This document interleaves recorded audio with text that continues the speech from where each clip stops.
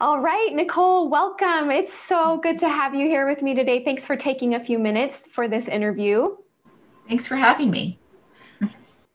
Tell us first a little bit about where you're located and what your studio looks like right now.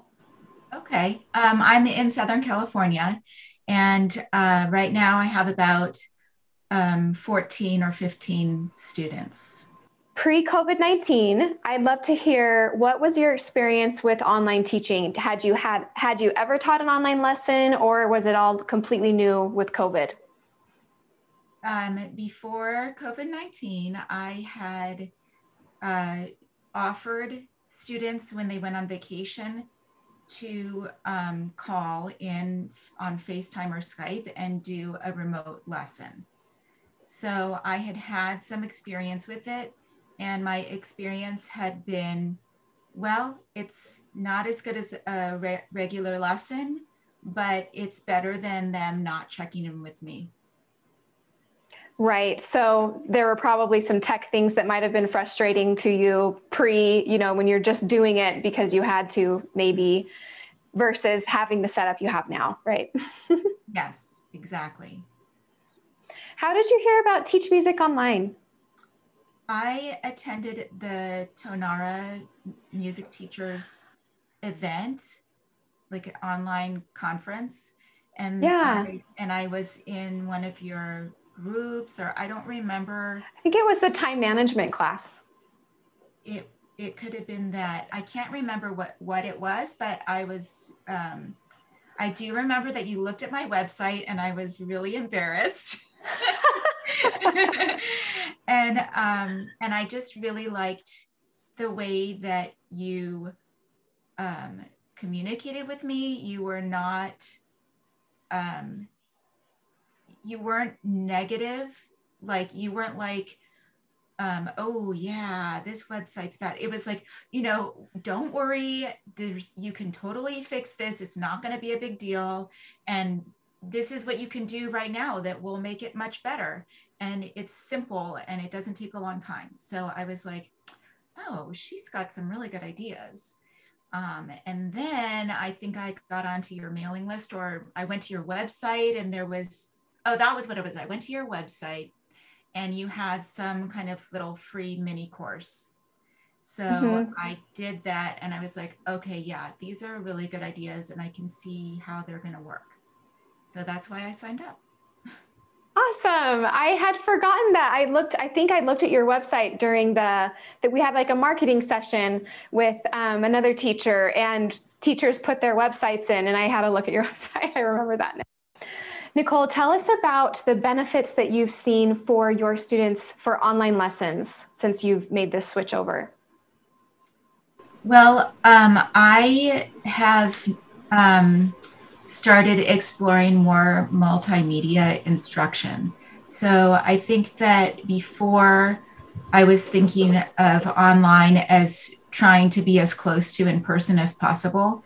And now I think more in terms of what benefits can I get from online that are different than what you would have in person. So, using other videos that are already online that I can just switch over to that screen and show, that's something that is like better in a different way. So, Mhm. that I would say is the main thing in terms of making online lessons appealing to the students. You've really shifted. You've shifted from maybe a mindset of, "Oh, I can't do this or I can't do this," but you're now thinking, but I can share this video that I made, which you've been making a lot of videos on YouTube. How's that going? Yeah, I have. The first I spied on video. your YouTube channel yesterday. Thanks. Yeah, the first video is the hardest to make because as a performer, you have a mindset about recording, where a recording, since you can stop and start over, and since you can edit it, it has to be perfect.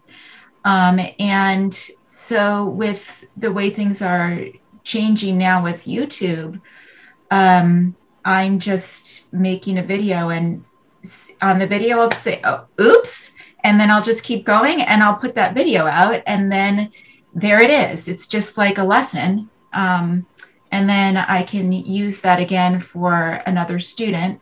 So maybe I'm teaching a new piece to somebody, and I have in the lesson, I would do something like, I play and then you play after me, and then maybe I'll sing the finger numbers or the bow direction and you sing after me, and those kinds of things.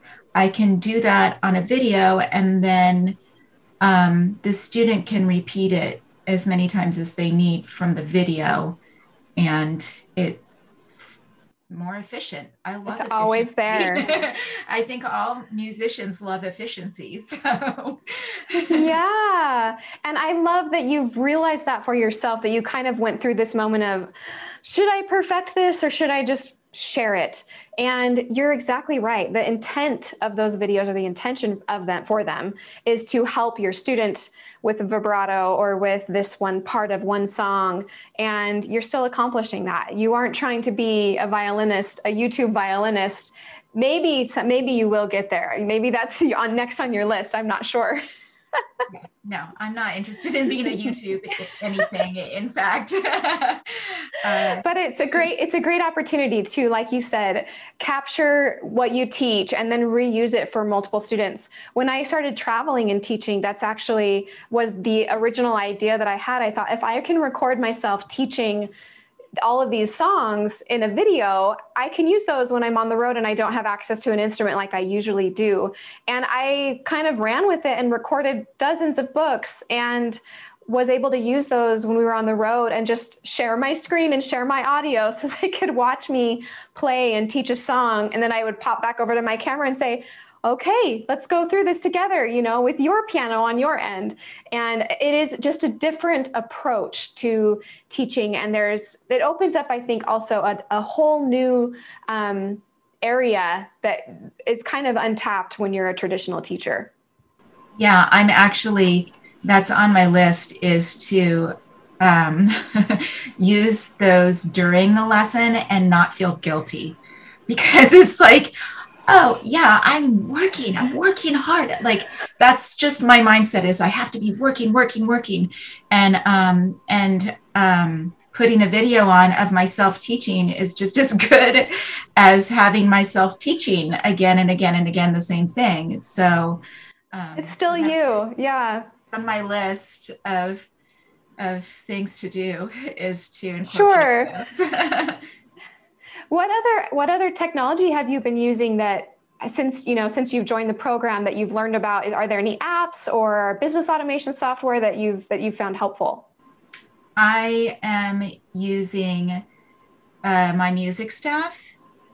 So that has been helpful for me to organize the billing and stuff that I don't like to deal with and that I've been doing manually. So that's been useful. I like that it will send out invoices automatically, and then I don't have to be like on that so much time. Yeah. Apps. Let's see. I'm kind of still exploring the apps. I have. Do you use Tonara? I think you've mentioned you use Tonara. I used Tonara before. That was like the first thing that I started using. And I was using that for in-person lessons. So I'm still using Tonara. I use it a lot. I mean, I use it every lesson. I really like it. You recently said, sorry, I just remembered you mentioned you have a student who made a goal to hit, is it 1,000 points this year or this month? What's their goal? It was 100,000. Right? Wasn't it 100,000? It was so much. I'm just trying, because I'm trying to do the math, because I think it's like 1 point is 1 second of practice or something that's really hard to calculate. And I'm not like a mathy person, but she made this huge goal for herself because she just started in January. Wow. and she did it. And then she told me after she did it. And I was like, she reached her goal. She reached her goal. Yeah. That's She amazing. wanted to do it before summer vacation. So the last week of lessons before she got out of school, she told me that she had reached this goal. Oh, I love that. So I would love to hear what's next on your list. What are some things that you are hoping to work on this summer as you prepare for fall? What's kind of your vision moving forward? So like I said, I want to incorporate more of those videos that I've made and watch them during the lesson so that I can have little breaks in my working. And then I want to increase my studio size. And I definitely want to get some students who are in different time zones so that I can fill in those school hour parts of my day so that I can have a more substantial teaching load and take the pressure off of my gigging load, because I love playing and I love performing and working on music. But I don't like having to fight for every dollar and having to defend my professional standing in my community as a performing musician, when they can just get an amateur to come play for fun and not pay them. And then that's who I'm competing against and having to try to convince people of the validity of my profession. I don't want to have that be like a big part of my job. So I would rather have, a really full studio and then play with the people I choose to play with.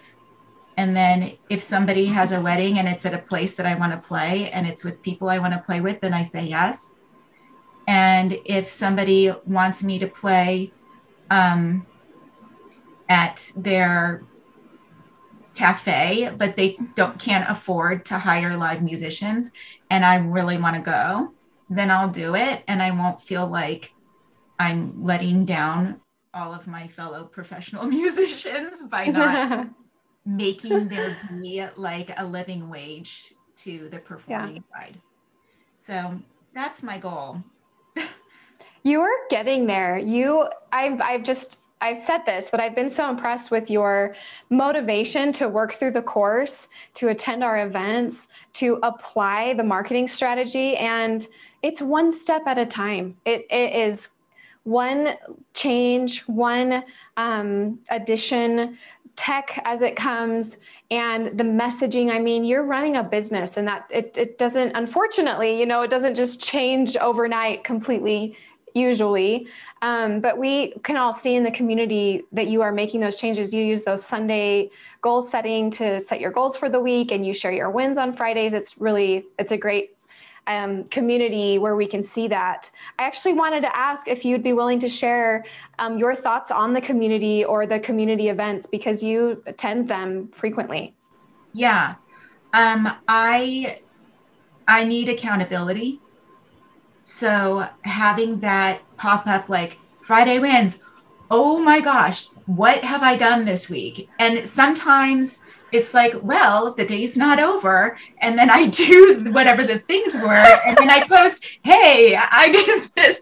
And sometimes thinking back over my week and it's going, I did do stuff. I don't think that I did stuff, but I did. And like, what were my goals on last Sunday? I did those things. And then I can, and then it's a health thing. It's good for your health to acknowledge, to pat yourself on the back, accomplishments, and to not feel like, oh, I never get anything done and I'm always treading water. So I like the accountability of those check-ins, and the rhythm of the week, so that like that's coming. So if I have put on my calendar that I'm going to do business at this time on this day, there's going to be a check-in where I can, I'm going to be held accountable for that.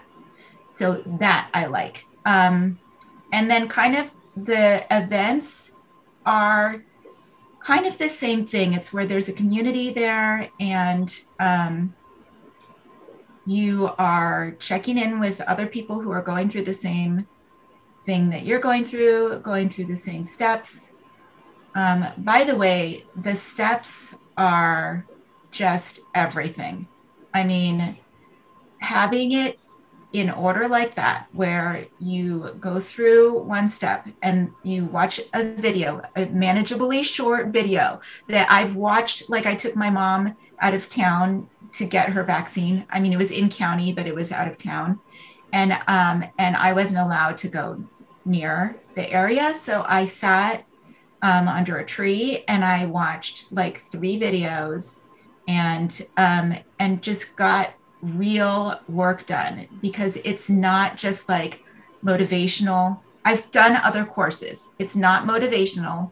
It's not about like getting over yourself or your emotional hurdles to do the job. It's just step-by-step instructions on what to do to improve your studio. So that is, I would say that's unique. There are a lot of courses out there right now. And I would say what's special about your class is that it is step-by-step to make real changes in your studio, in your image, your branding, and all of those types of marketing things that I never studied, and how to make changes to your lessons to make them more effective online, and things to promote your business in a way that feels good. Because when I went through the Facebook promotion steps, I was thinking, oh my gosh, I have to sell myself, and I have to go out there, and okay, I'm going to do this, and I can see why this is going to work, so I'll just do it. And then like I put one of my students' accomplishments on, and I tagged the student's mom, and that mom was so proud and so excited that her student was featured on my page. And I just, it didn't just work. It was like that. I thought I was doing it for myself to grow my business, but it was a benefit to my student. It was such a win-win. So that kind of thing. Oh, thank you for sharing all of that.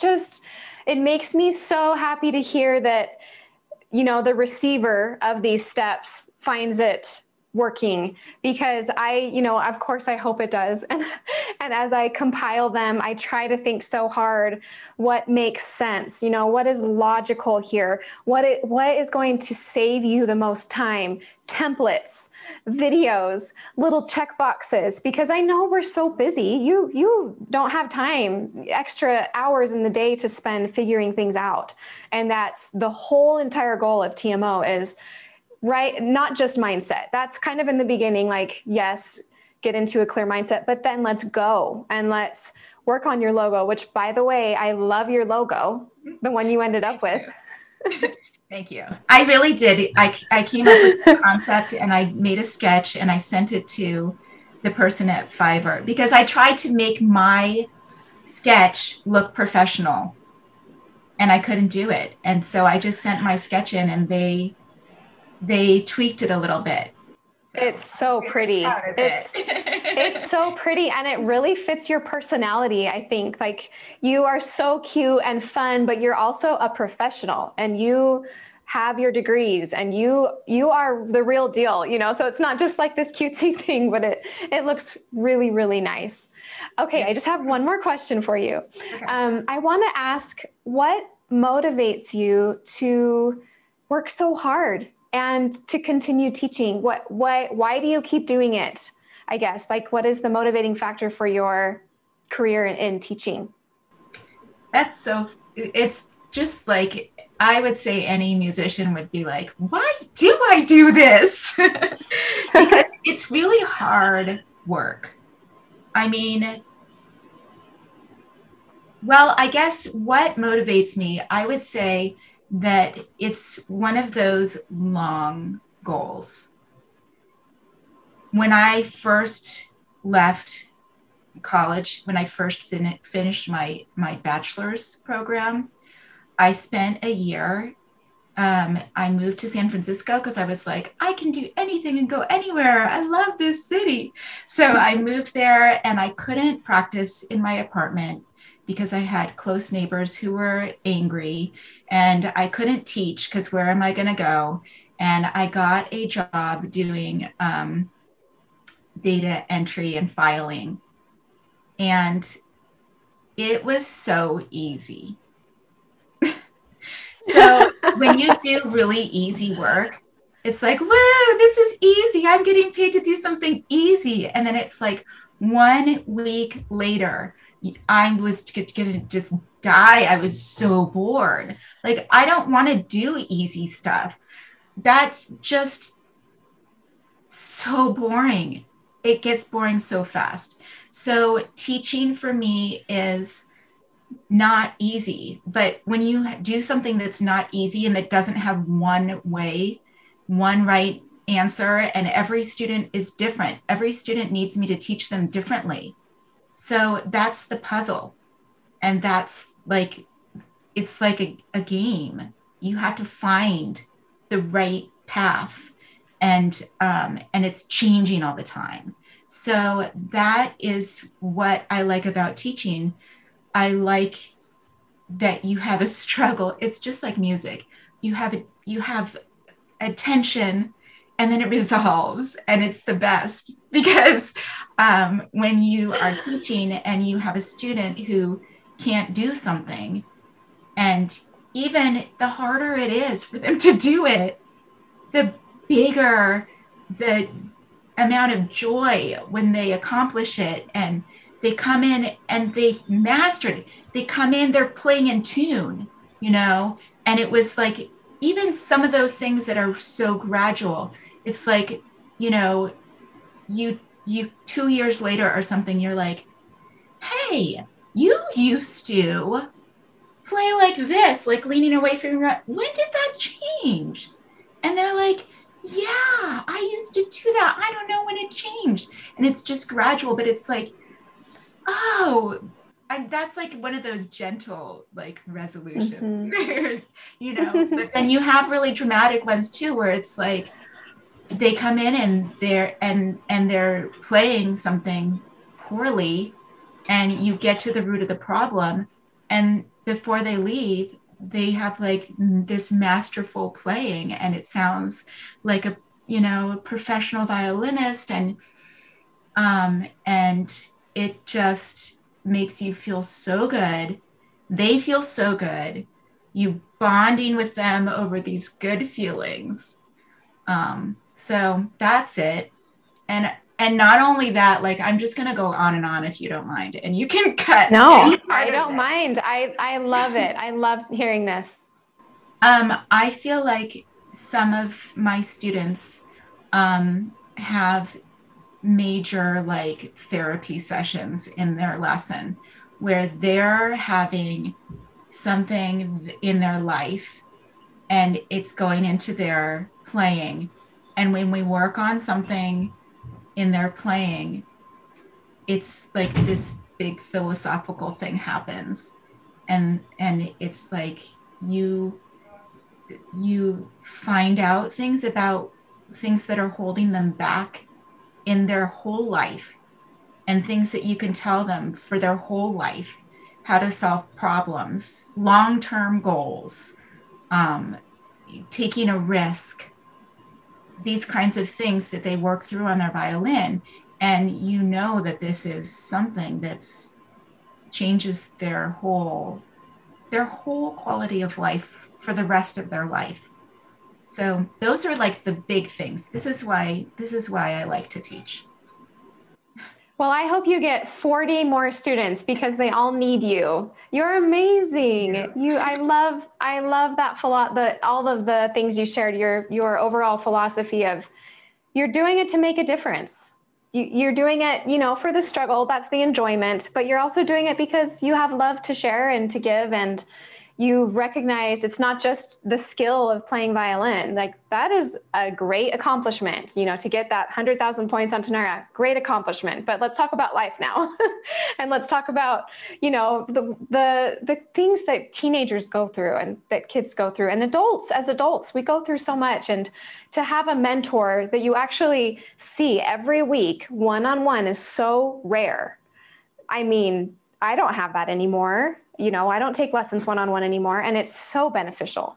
Thank you, Nicole, so much.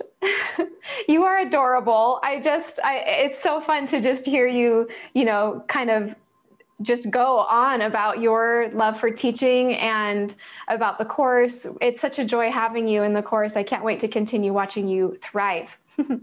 Thank you so much. And you're adorable yourself.